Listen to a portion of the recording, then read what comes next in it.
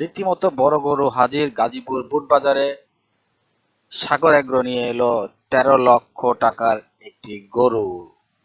যেই গরুটি একেবারে হাটে ঢোকার আগে গেটে দেখতে পাবেন, এবং সেই গরুর মালিক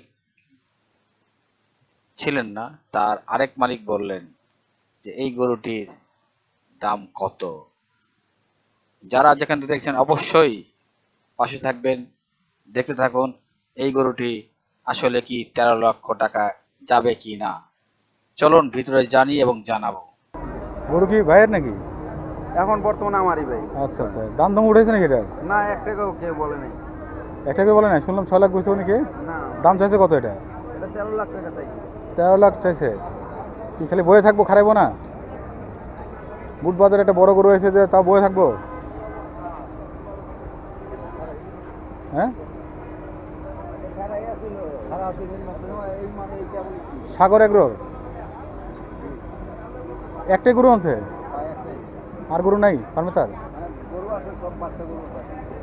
বাচ্চা গরু আছে। দাম চাইছে 13 লাখ টাকা।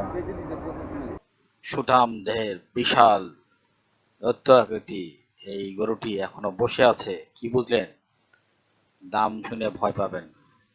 আমরা ঘুরে ঘুরে দেখবো এবং গরুটি দাঁড়ানো পর্যন্ত বুঝে তারপর দামের ব্যাপারে জানবো।